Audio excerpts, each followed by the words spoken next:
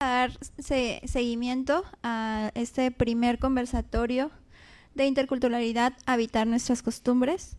Y en esta ocasión no quisimos dejar de lado la parte de la ciencia que distingue a la Universidad Autónoma de Baja California Sur. Y agradezco a las personas que están tanto aquí presentes como en vivo en las transmisiones tanto de Comunicación Radio WAPS como de la Coordinación de Responsabilidad Social Universitaria. Es para mí un honor presentar al maestro Orville Elohim Trujillo Narváez Rivera, quien está aquí esta mañana. Le invito a que pueda pasar. Quien nos trae para nosotros y nosotras y nosotres la ciencia ancestral en el cielo. El maestro Orville Elohim Trujillo Narváez Rivera completó su educación preparatoria en el Centro de Bachillerato Tecnológico Agropecuario número 27, extensión, de 1998 a 2001. Luego cursó una licenciatura en física en la Universidad Veracruzana Campus Jalapa y también posee una maestría en e-learning de la Universidad Popular Autónoma del Estado de Puebla. Actualmente está a punto de defender su tesis doctoral en la Dirección de Proyectos en el Centro de Estudios Las Américas, incorporado a la Benemérita Universidad Autónoma de Puebla. Además, tiene una educación formal en diplomados en formación y actualización docente por un nuevo modelo educativo, por el IPN, ambientes virtuales de aprendizaje por la UAPS, planeación, programación, presupuestación y evaluación por la UAPS, la Universidad Autónoma de San Luis Potosí, la Universidad Autónoma de Sinaloa y algunas otras, así como más de 30 cursos en áreas como educación, enseñanza y divulgación de la ciencia, entornos de aprendizaje virtual y competencias digitales. Posee certificaciones de Edmodo, de IFP School, Movilidad del Futuro 2020 y Solacit. Además, es miembro de varias asociaciones profesionales, incluyendo la Sociedad Mexicana de Física, la American Association of Physics Teachers desde 2008 y la Sociedad Latinoamericana de Ciencia y Tecnología desde el 2019. Ha recibido diversas distinciones nacionales e internacionales, como ser finalista en el Expo e-Learning 2024 en Madrid, España, ser asesor representante de la delegación mexicana en el Mundial de Expociencias en Bruselas, Bélgica, en el año 2015 y ser miembro del Sistema Estatal de Investigadores de Baja California Sur desde el 2021. Tiene bastante currículum, entonces para no quitarle tiempo a su presentación, le damos la cordial bienvenida y el micrófono es suyo.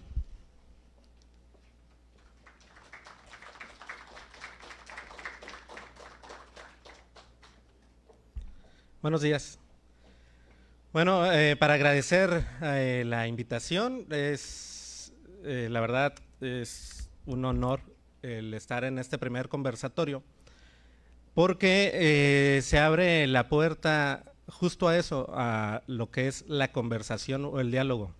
Y sobre todo en este conversatorio que va hacia la parte de la interculturalidad, pues qué mejor que sea el espacio universitario donde podamos ir puliendo e ir comprendiéndonos entre todos, ¿no? Al final de cuentas, como generalmente se llega a decir en las clases, aquí el espacio universitario es donde podemos experimentar lo que más adelante, ya que egresen, pues van a llevar a la sociedad. Entonces, pues vamos a comenzar con la presentación. Bueno, cuando recibo esta invitación, sí me llamó la atención porque me quedé pensando cómo es que pudiera ser que la ciencia estuviera mezclada con esta interculturalidad. Generalmente, al menos por mi formación en física, se tiende a considerar que es una ciencia muy exacta o muy cerrada. Sin embargo, hay una frase que nos dice que las personas no podemos ser objetivas porque somos sujetos.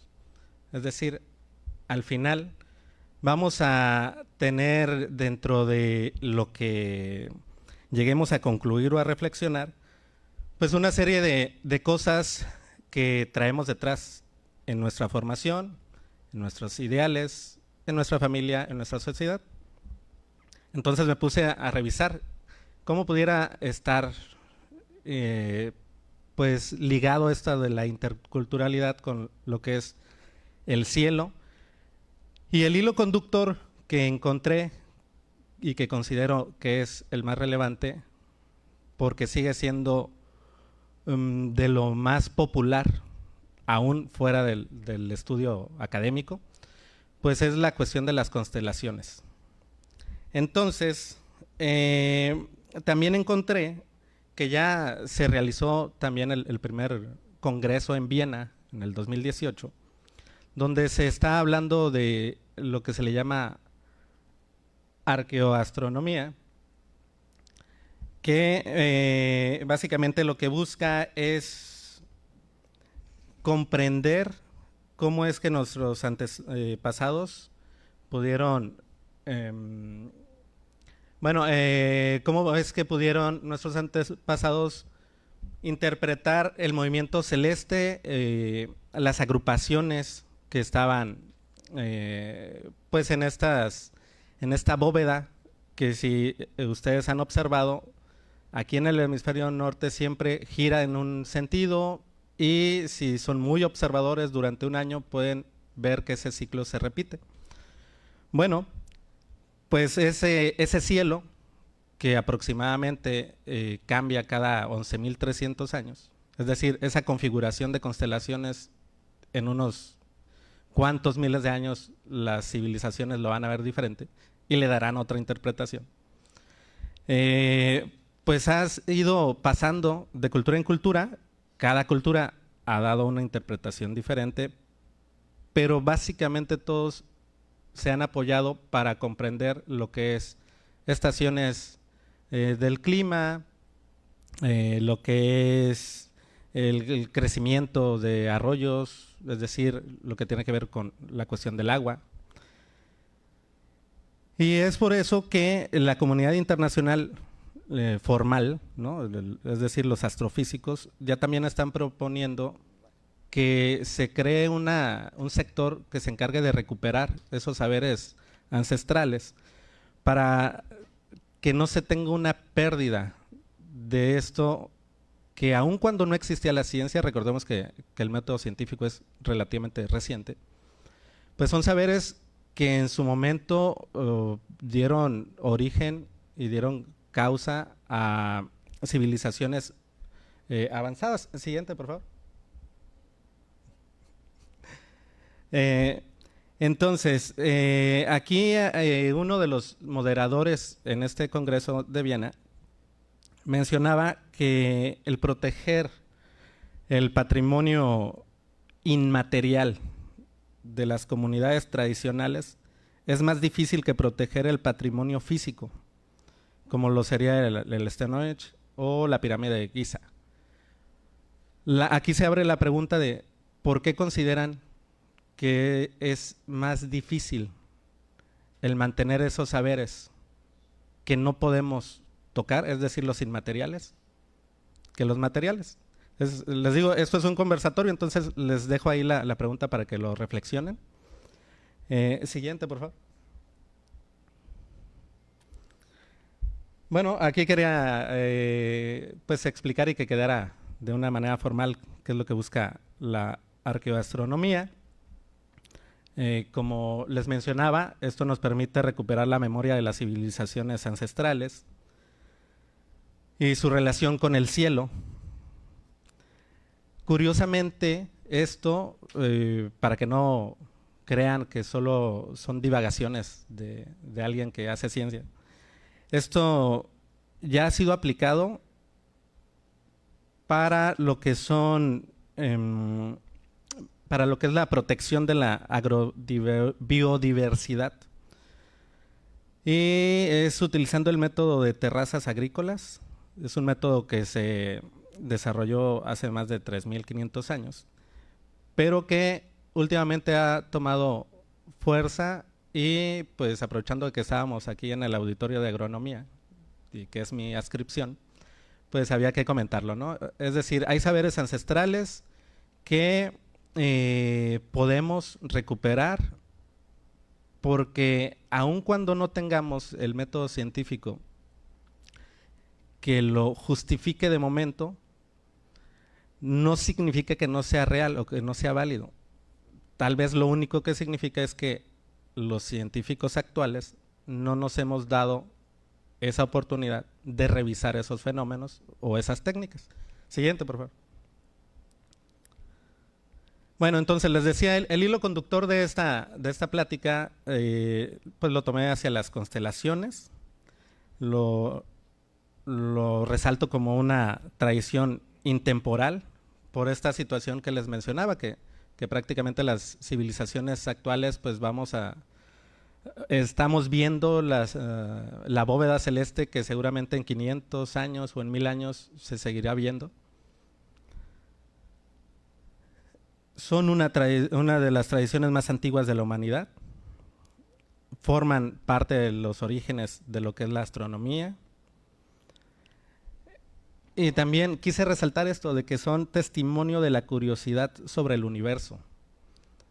Nuevamente, hagan esta reflexión. Imagínense ustedes en una civilización de hace 10,000 años, donde no existe propiamente definida lo que es la matemática, lo que es la lógica. No hay una recuperación formal de lo que son los conocimientos, es decir, no hay un método científico de indagación. Solo es un proceso de reflexión. Y lo más constante que ven durante su vida es el cielo, es la bóveda celeste. Ni siquiera en el día a día tenemos algo que permanezca tanto. Ayer, simplemente yéndonos aquí cercano, el día de ayer hacía mucho calor, hace 2 o 3 días hacía un tanto de frío. Es decir, nuestra variación hasta en el día a día es muy alta, pero cuando llegamos a la noche y vemos el cielo, la bóveda celeste, vemos prácticamente lo mismo. Y vemos prácticamente el mismo giro todas las noches, durante todo el año. Entonces, por eso lo estoy poniendo como un testimonio de curiosidad sobre el universo y sobre los intentos de dar sentido a los patrones celestiales. Siguiente. Bueno, esta interacción de la humanidad con la bóveda celeste se da en 3 aspectos principalmente. Es en el científico, en el mitológico y en el religioso. Cada una de esas vertientes trató de darle, o ha tratado de acercarse a la verdad a través de su comprensión. Cada una de ellas es muy válida. Actualmente, pues ya no se utilizan las constelaciones para lo que se utilizaban hace 4,000, 5,000 años. Pero todavía les mencionaba, es muy popular el hecho de, por ejemplo, revisar lo que son los horóscopos que están relacionados con lo que es el zodiaco. Más adelante, siguiente, por favor.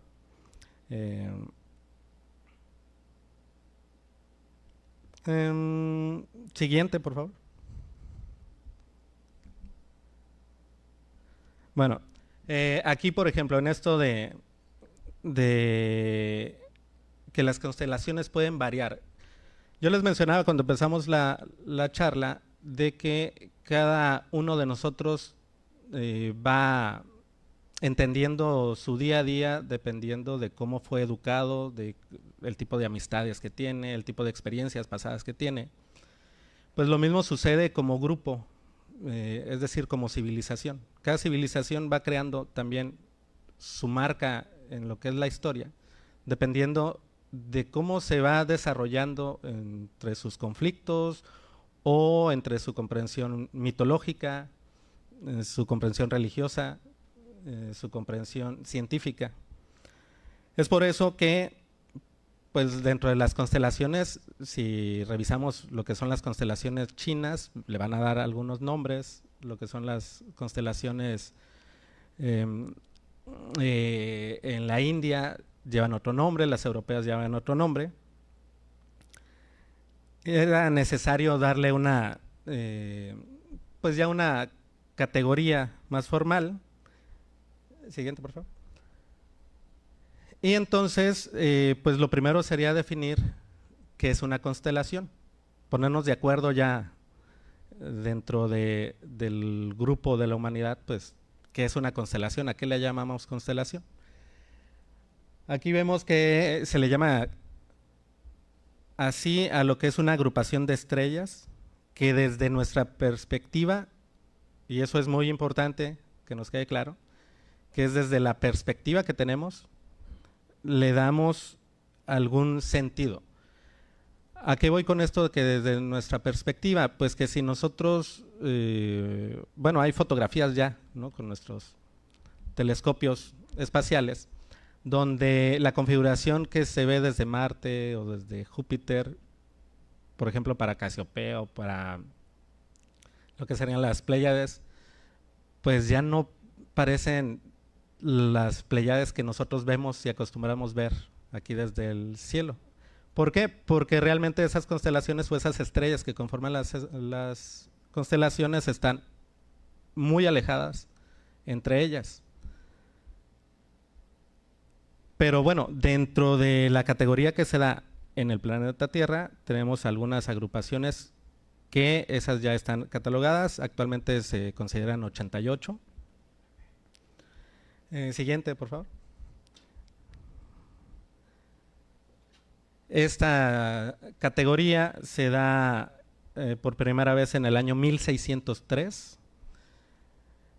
y aquí se añadieron 12 nuevas constelaciones que solo son visibles desde el hemisferio sur. Eso también es interesante dentro de la historia porque generalmente las constelaciones que se consideraban solo estaban en el hemisferio norte. Era donde había como más desarrollo en cuanto a la cuestión de la civilización. Y para la cuestión de la navegación, pues se apoyaban más. Cuando ya se empieza a hacer la exploración hacia la zona de África, hacia la zona también pues de acá de América, es que se empiezan a ver otras o a detectar otras configuraciones en el hemisferio sur y pues se hace esta propuesta de agregar 12. Por ejemplo, así como en el hemisferio norte tenemos a la estrella polar, que es la que sabemos que coincide prácticamente al 100% con el polo norte, bueno, en el hemisferio sur con lo que nos guiamos es con la estrella del sur. Esa constelación dentro de su configuración está girando dentro del eje que prácticamente coincide con el hemisferio sur, ¿no? Entonces, si algún día viajan del Ecuador hacia abajo, allá no se van a guiar con la Polaris, se van a guiar con la estrella del sur. Bueno, en 1928 la Unión Astronómica Internacional es que define por fin 88 regiones que dividen a la bóveda celeste. Ya aquí se agregan parte del hemisferio norte y sur. Siguiente. Se hizo siguiendo líneas imaginarias en cuanto a ascensión y en cuanto a declinación. Es por eso que no tenemos constelaciones en diagonal, porque pues era más fácil ubicarnos en lo que es la parte horizontal y vertical, ¿no? Como un plano cartesiano. Siguiente, por favor. De esa forma es que se establecen los límites para determinar cada constelación. Y siguiente. Pues actualmente ya no las utilizamos para lo que es ubicar a las estrellas. Ya la astronomía moderna pues utiliza coordenadas tal cual, pero siguen siendo muy populares, siguen siendo una muy buena forma de introducir a alguien que le resulte atractiva la astronomía. Lo primero sería acercarse a esto de las constelaciones. Siguiente, por favor.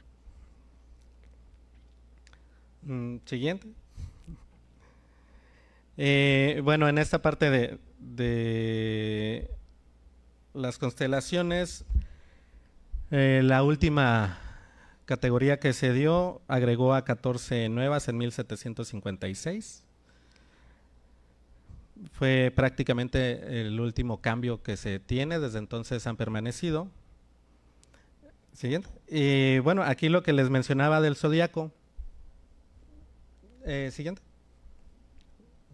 Aquí lo interesante del zodiaco es desde la palabra, ¿no? El zodiacos, que significa rueda de los animales. Entonces, aquí podemos apreciar en la imagen cómo es que, pues propiamente, estas constelaciones, que serían los 12 signos zodiacales, representan animales. Y esas constelaciones se distinguen porque es por donde hace el recorrido lo que es el Sol durante el año. Es decir, están sobre la eclíptica. Esa línea imaginaria que en astronomía se utiliza mucho para orientarnos, se le llama así eclíptica porque es justo la línea imaginaria por donde puede haber eclipses, por donde se puede poner el Sol o alguna de estas constelaciones, digamos, en parte de esta trayectoria. Entonces, nuevamente, este tipo de conocimiento viene desde culturas ancestrales. Seguramente ya nuestra formación occidental más formal, científica, pues nos impide o nos limita a creer en lo que son horóscopos, que básicamente es esta creencia de que la posición de la bóveda celeste influye en la personalidad o en nuestro día a día. Pero lo interesante es también, dentro de esta misma formalidad, el saber nuestros orígenes, por así decirlo. Es decir, el origen de la astronomía inicialmente se da desde la astrología.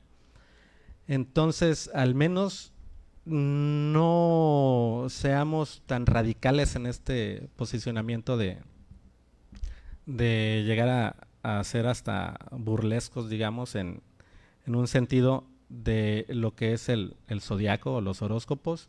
Mejor podamos dar una reinterpretación y comentar a la persona que nos haga referencia a ello, pues algo de esta plática, ¿no? De cómo inicialmente apoyó a las comunidades más que nada para la navegación, para interpretar lo que van a ser los cambios climáticos.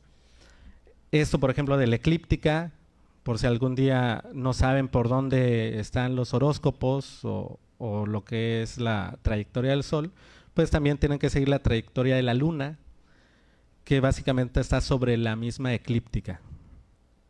Siguiente, por favor.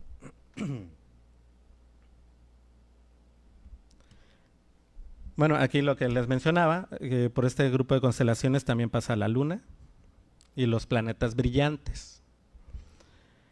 Tiene un origen muy antiguo y, como les mencionaba, pues marcan lo que es el paso del tiempo y de las estaciones. La astrología es el origen antiguo de la astronomía y el zodiaco todavía es importante, pero sobre todo en las creencias astrológicas modernas. Siguiente, por favor.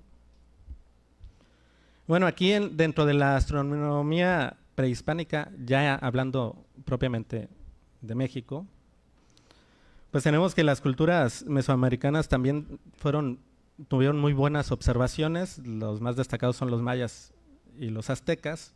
Aquí pues les muestro lo que es la pirámide del Sol, que también se le suele llamar como calendario azteca. Es un monolito que representa pues básicamente el cosmos y estaba organizado por lo que eran las diferentes estaciones. Siguiente, por favor. Estas van a ser presentaciones así como que muy cortitas porque solo es para mostrarlas. Aquí está el observatorio de Xochicalco.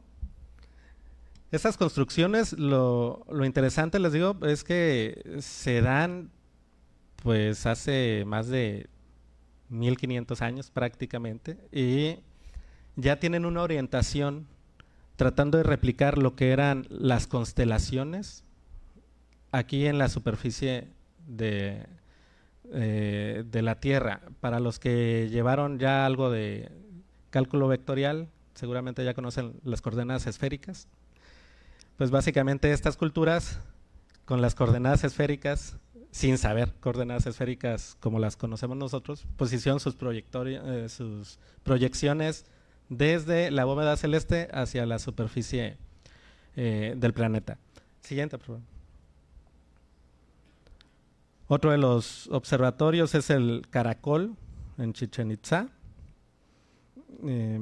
Es una estructura que los mayas utilizaban para seguir los movimientos aquí de Venus, es decir, ya no tanto de las constelaciones, sino propiamente del planeta. Siguiente. Una más, este observatorio de La Venta, que es de la cultura olmeca. Es uno de los monumentos más antiguos relacionados con la astronomía en Mesoamérica. Siguiente. Este edificio circular de Mayapán, que también se considera que era un observatorio para darle seguimiento a Venus. Entre La Venta, que está en Tabasco, y este de Mayapán, que si mal no recuerdo está en Yucatán, pues hay muchos kilómetros de diferencia.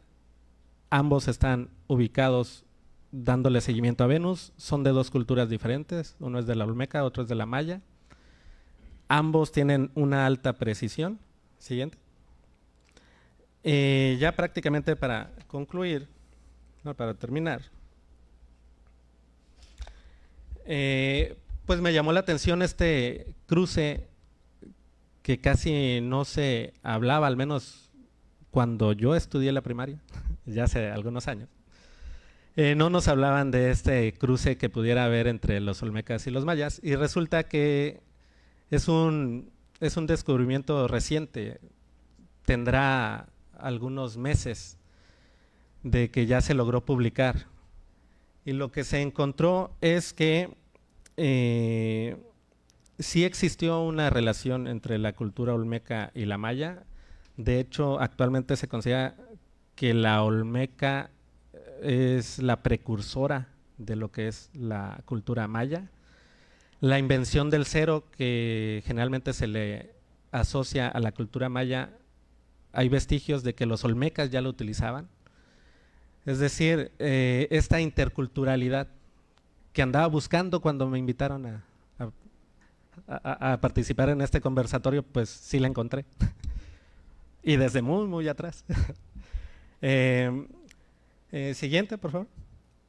Les digo, lo interesante con esto es de que ya son investigaciones y son resultados arqueológicos formales que ya fueron publicados en revistas de alto impacto. Es decir, ya no son suposiciones. Con esa investigación se lograron detectar alrededor de 500 vestigios diferentes que eran mini observatorios, pero que cumplían la misma característica entre la cultura olmeca y la cultura maya. Se han encontrado que hubo un flujo de comercio también, aunque solo tuvieron un traslape relativamente corto en cuanto a los años. Siguiente.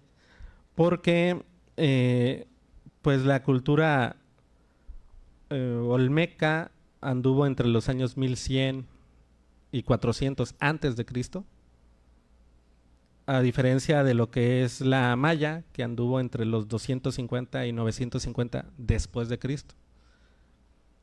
Estamos hablando del apogeo, pero obviamente hubo ahí una interfaz, ¿no? un traslape de culturas que, por ejemplo, se han encontrado en las estatuillas olmecas, ya daban cierto crédito, digamos, o veneraban al jaguar, ¿no? Ya le daban un posicionamiento al jaguar similar a lo que se hace en la cultura maya. Entonces, si la cultura maya es más reciente, pues lo que nos permite concluir o reflexionar es que la Olmeca fue quien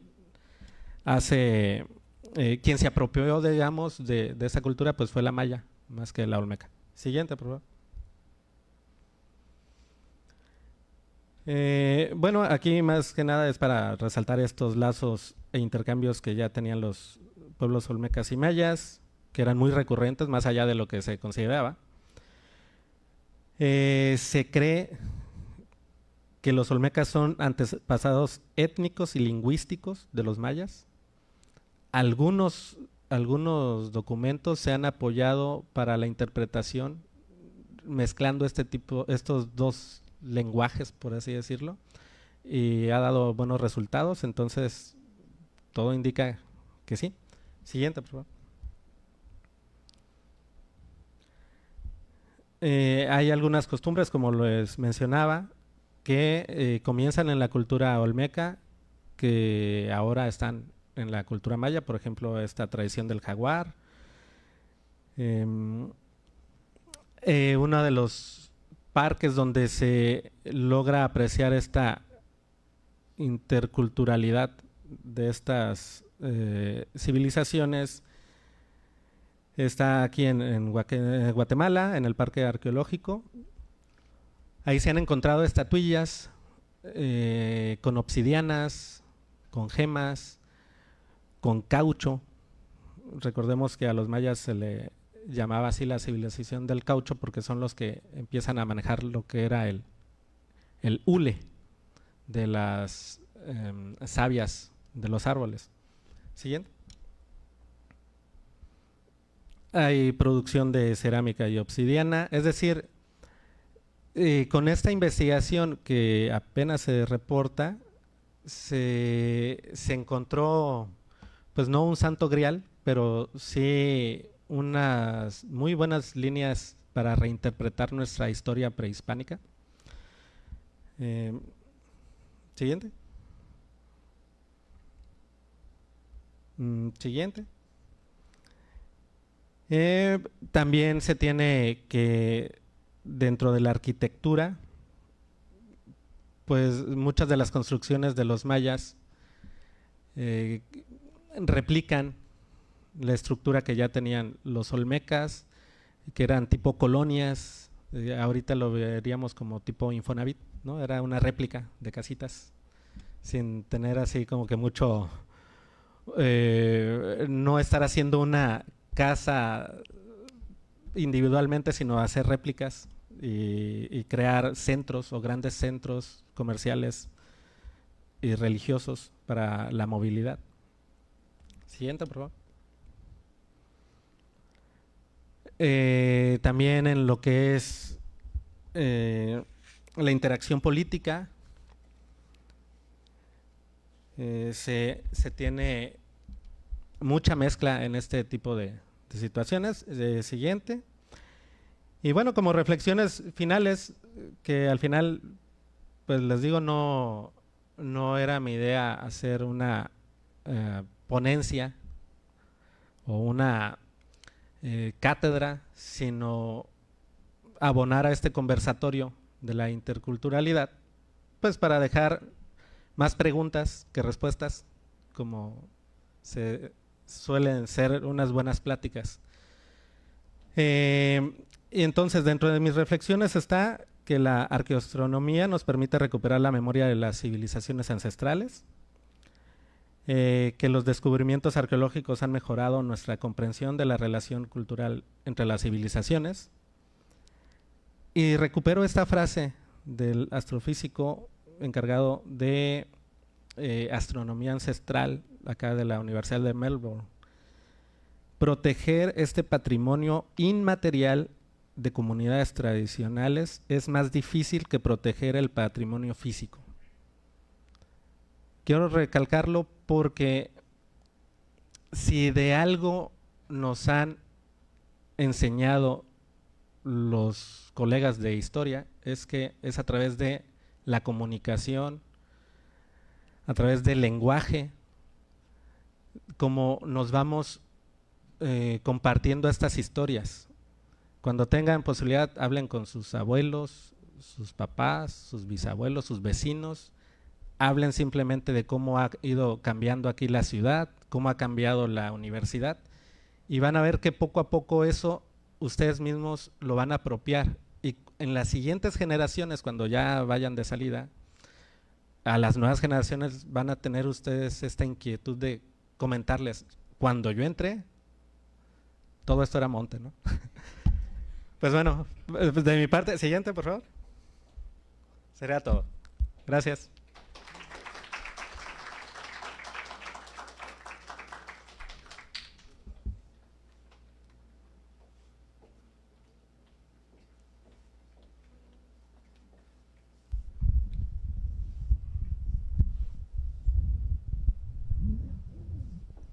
Pues muchas gracias. Pues ya autodescubrió porque era importante la presentación del día de hoy. Y pues agradecer, maestro Orville Elohim Trujillo Narváez Rivera, ¿lo dije bien? Por su participación, por su destacada participación en la ciencia ancestral en el cielo del primer conversatorio de interculturalidad, Habitar nuestras costumbres. Muchas gracias. Muchas gracias.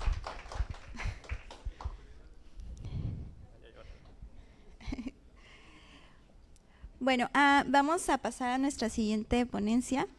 La verdad es que este conversatorio está pues muy bien acompañado y pues no podíamos dejar